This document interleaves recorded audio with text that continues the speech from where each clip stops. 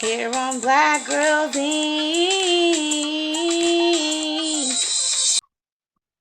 Okay. So when I wrote the short story for The Only One I Trust, I had said to myself at the beginning of the year, like this year, because I had wrote for the internet 3 years before I published this book. And I had no 2 years, two going on three. And I was saying, and I said to myself, like this year, I'm not going to write anything else for the internet. I'm going to publish my first book. I am going to get something that is a stamp approval. Like I'm trying to build something. So when I buy, there's something for my son, or there's something for people to go back and be like, she did this, or something that says I was here. I want to leave something that say I was here, and this book is something that is going to be here forever. You know what I mean?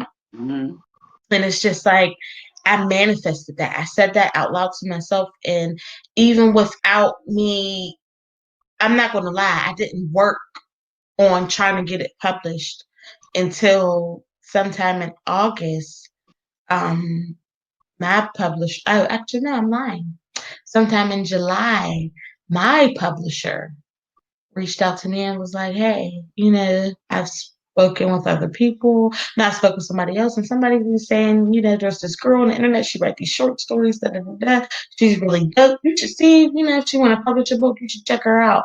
And when we talked, we ended up being like this, like super fast. It's like we knew each other forever. And maybe like a week after I sent her the short story and she read it, she knew from like chapter one, like, oh, I'm going to sign this girl. Like I'm going to publish this girl. And I actually became her favorite author. Yes. I actually became her favorite, like for her and stuff like that. And I signed my publishing deal August 8th, and my book came out released for the first day, October 4th, and I was able to hold my book for the first time on August 17th. Yes. That's what's up. Look, y'all, if we got all that just from the little information we got about the book, and I ain't even finished it yet. Imagine what you can get. Imagine what y'all gonna get if you read the whole book. That's what tea time is for. To show you how you can make a book club from it, make an interesting question, discuss things. This is that book. Mhm. So please tell them where they can buy your book, where they can go follow you for your short stories, anything you want them to know, where they can come find you. Let them know, girl. You got the floor. Okay, so you can get the book on Amazon. You can get it on Goodreads. You can get it in Target. Yes. You can get it with me, and a lot of people always want to get it from me so they can get it signed. And I can be reached at author Keisha Khi'Ryn on Facebook, Keisha Khi'Ryn the writer on Instagram, and Keisha Khi'Ryn the writer on Twitter. I would do Twitter like that, even though I keep hearing that you need to get on Twitter. You need to get on Twitter. That's how you. I've already went viral. Forget Twitter. It ain't me. And I'm older in my life, and I always say that. People always be like, well, how old are you? I'm 26. I feel 36. That Twitter stuff is not for me. I feel like I'm too old for that. No, yeah, it's a lot of work. It is. You got to keep doing it. Promotion, period. I learned that because I didn't have when I started my publishing deal, I didn't have a promotional deal. I didn't have somebody that was like, this is what we're going to do. This is how we're going to get it out there. I had to do that myself. And building a brand from the ground up by yourself. Mm. It's harder than, it's really hard. And then I'm a raunchy type of person. I'm not going to lie. Like, a lot of people are probably going to watch this and think, oh, she's so sweet. She's so nice. You get to my Facebook and be like, ooh. She is really outspoken. Like, she doesn't filter herself. I filter myself for the interview because this is professional. I am very raunchy. My mouth is very crazy. I'm very open. I'm an open book, and I tell people that all the time. Like, to read my book, you ain't got to do too much reading. I'm very open with who I am. I embrace who I was a long time ago, and I'm not afraid of myself. Yes. And I'm not afraid to be myself because at the end of the day, I can move and shake with anybody. I can move and shake with the best of them. I can be in the room with just anybody, and nobody would ever think I was a girl from Homewood, and I lot of stuff. But nobody would ever think that because I'm very versatile with my personality. But it's not that I'm changing myself to fit in, but it's just that I'm very seasoned. But I'm still myself. I can be in a room Yes. full of billionaires and still be myself. And and it just works out for me. I got a gift, I guess. Yes. I love that about you. I really do. I love your personality. You already know. So, all right. So, I had an everybody, amazing time on this that I podcast. know. I This didn't is even our come first back. episode. Our first Who's the co-host? When y'all come back, I want to co-host. I Yes, want I will to come. definitely have you back. Um, check out our podcast. I'll send it to you. If you find an author that you're interested in, I'm going to be making a week Now, thingy let called me Mix just go and ahead and Match. plug one of my favorite authors of all time, an amazing writer. She has about 4 or 5 books. I can't even keep up with the girl. She's always writing. Nikki Flowers. Okay, Nikki Flowers, we're she looking for you. you have to get her on here. She is amazing. She is a lot of what branded me and got me into this business woman mindset. Because before that, I was just writing for the internet. And she's the one who took the time to be like, listen, it's time to be more than just a Facebook writer. You know what I mean? And she's amazing. Oh my God, I read her book, A Twist of Fate. You guys, Oh, nothing wow. compares. You know how she feels like I'm her favorite writer? She's my favorite writer. And she inspires me to keep writing and why I don't want to just be a one book wonder. I want to keep writing. I want to write hundreds of books and I wanted to go more Yes. than that. Like my dreams is not only to have a publishing company, I want to be a screenplay writer. I want to write movies. I want to write shows. I want to pick my own characters. I think I want to be the female Tyler Perry at one point in life. Like, Right, I want to get right. there. And she Yes. put that fire inside of me. And she's amazing. Like this woman has wrote novels upon novels and none of them are the Wow. same. Like she's uh, black excellence at its finest. And you guys have to get her on here. Well, look, if you listening, because she just called you out, you can find us on Black Girls Inc. Our group is on Facebook. Hit us up, and I will set it up to interview both of y'all You guys are together. gonna love her. She's like I me. would She's love to herself. do that. Like when we talked yesterday, I said to myself I wasn't gonna practice what I wanted to say.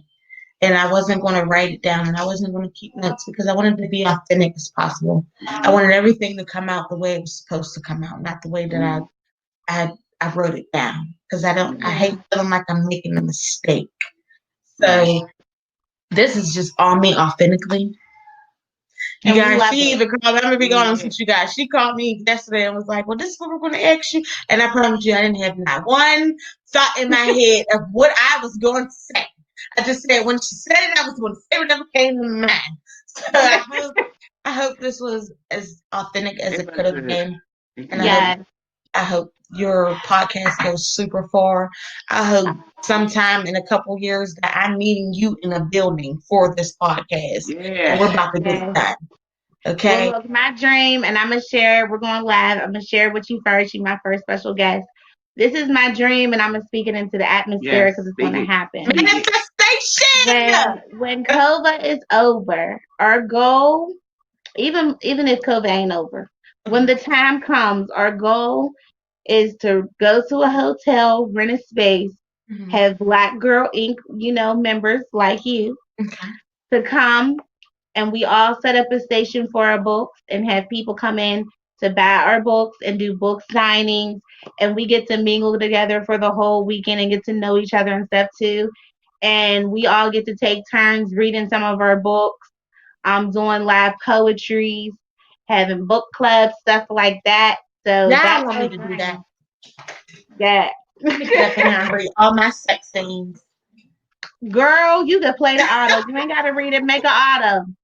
That You will know, book. I when I did my first event becoming an author, I was like so scared. I'll never forget it. I was so scared and so nervous about being in front of people that have either one, want to read my book, or two, already read my book.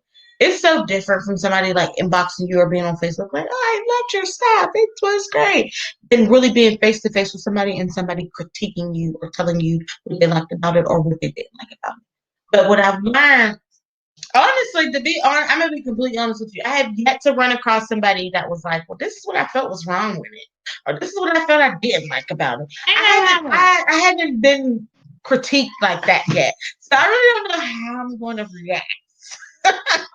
You're not gonna get critiqued because it's good. Honestly, everybody has their flaws. Everything comes with a price. You know what I mean?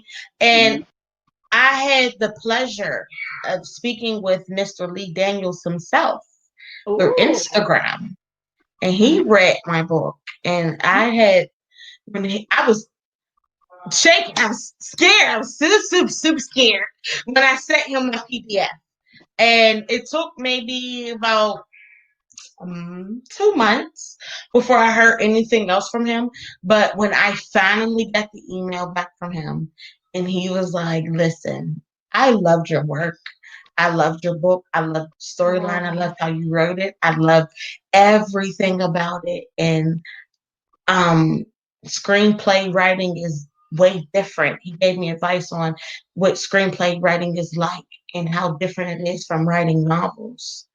Is that if I put my mind to it and I went ahead and I wrote a screenplay and I sent it to him, that he would be more interested in turning The Only One I Trust into a movie. Girl, you gotta do that. Listen. I tried this before even talking to him. I had met with a man named Dion Dupree. He lives here in Pittsburgh and he owns a production company here in Pittsburgh. He has an office downtown. And when I asked him about getting this book into a movie, he was like, "Yeah, I heard about you. I heard about your book, and I think it has a really good chance of being a movie, and a really good movie at that." But when he laid down the blueprint for me for screenplay writing, I was like, "Well, damn, I don't know if I can do this." You know, it's a discouraging project because it's way more detailed in the book. Like, you literally have to write everything how you see it. Yes, you do. And I mean, down to somebody's eyelash blown in the wind. You have to be like, yeah, because she looked to the left and then looked to the right and then looked down and then he made eye contact with her, but the flag in the left hand corner blew this way. Yeah. Like, you really have to write it like that in more detail. And then it's not even about characters, it's the environment around them, and it's just everything, and it's a little more complicated than I expected. But like I said, when I wrote my first book, I had already put in my mind, like, I could do anything that I put my mind to. I can do whatever comes my way. I can get through whatever comes my way. So believe me when I say that screenplay writing is definitely the next thing on my list. And we will support you here at Black Girl Inc. So you know what this means, right? Now that you did your first interview with us, right? Well, you are now a Black Girls Inc. family member. Oh, that's honorable. Thank you so much. And you guys made me feel more than family and welcome on this podcast. And I couldn't imagine doing it with anybody better than you guys for my experience. Thank you. So this is the end of our episode. I'm so glad that you came on the show. Yes. Thank you for making this special for us and for me especially. Yes. So please make sure you go and support our girl Keisha and buy her book, The Only One I Trust. Yes. Buy. Follow her. Go and listen to them short stories. This girl. Oh, yes. Speaking of that, before we go, any new readers, You guys have to tune into my new short story I'm about to drop on Facebook titled Life is a Motherfucker. Oh, I'm about to be there. And it is definitely a spin-off to Suck My Dick. And I am currently I'm dropping 2 parts a day to Suck My Dick. So people can get caught up and understand what's going on with Life as a Motherfucker. So don't think you're gonna miss out from this spinoff. Everybody can catch up and it's going to be a great story. It follows the twins and basically how their mother ended up in the position that they're all in. It's This Ooh. book was more so about generational curses. So let's Okay. get into that. Yes, for real. That's it. Follow. Well, y'all, I'm your girl, Sister Goose. And I am Sugar Mama. And we I'm are Keisha Khi'Ryn. Black Girls Inc. Yes, and this is Keisha. Yeah. Please follow her. Mm-hmm. And we're Thank you. Black Girls Inc., y'all. So come on, snap you later.